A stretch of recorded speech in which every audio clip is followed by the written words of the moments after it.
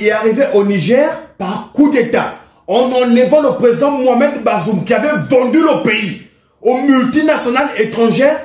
Lui-même, il s'est rendu compte de cela. C'est pourquoi le général avait demandé aux 1100 militaires américains de quitter le pays.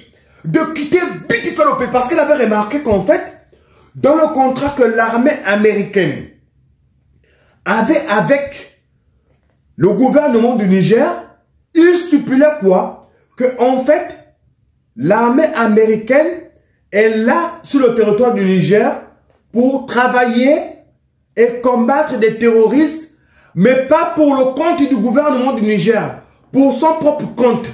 Et aussi, c'était stipulé en noir et blanc que l'armée américaine installée au Niger, qui sont lourdement armés, qui ont des services secrets, qui connaissent tout ce qui se passe sur le continent africain, ils ne sont pas dans l'obligation d'apporter leur aide au Niger. Même si le Niger demande de nous apporter de l'aide, ce n'est pas une obligation pour eux. Le général a tapé le poing sur la table, il a demandé à ces gens-là de dégager directement du Niger. C'est la même chose que Félix Antoine Tshisekedi. Il ne faut pas qu'il tombe dans le même piège. Parce que lorsque les Américains vont signer le New Deal, le deal sur les minéraux avec la République démocratique du Congo, il faudra qu'ils nous assurent une sécurité. Ce qui n'est pas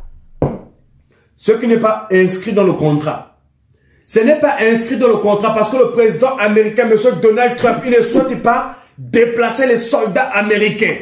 Que les soldats américains vont maintenant se retrouver au Congo pour faire quoi là-bas? Dans la forêt équatoriale, dans la forêt du Congo, avec les moucherons, avec les moustiques, avec les animaux bizarres. Qu'est-ce qu'ils vont aller faire là-bas? Donc le président Trump a dit que niet, nous on n'envoie pas nos soldats. On va envoyer 2-3 personnes pour vous superviser. Et nous, le plus important, c'est d'envoyer nos entreprises pour récupérer les minéraux. Mais si on envoie nos entreprises, on est sûr que là où il y aura nos entreprises, le M23 ne va pas nous attaquer parce qu'ils savent que c'est nous. Parce qu'on leur fera un signe que c'est nous qui sommes là. Donc ne venez pas nous attaquer.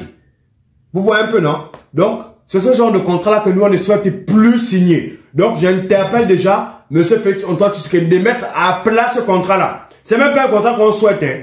Je vous dis clairement. C'est un contrat qu'on avait une part et c'est d'abord de vouloir évaluer. On s'est rendu compte que ce n'est pas un contrat gagnant-gagnant. Je préfère même que tu passes signer le contrat avec la Russie. Je te dis, avec la Russie, avec l'Iran, qui vont te donner des armes pour te défendre et que tu vas échanger cela avec quelques minéraux, puisque tu n'as plus l'argent. L'argent du pays, tu as tout détourné dans des voyages officiels où tu pars avec les 80, les 200 personnes. C'est-à-dire que un voyage officiel, c'est l'exemple du dernier voyage qu'il a fait. Le président Félix Antoine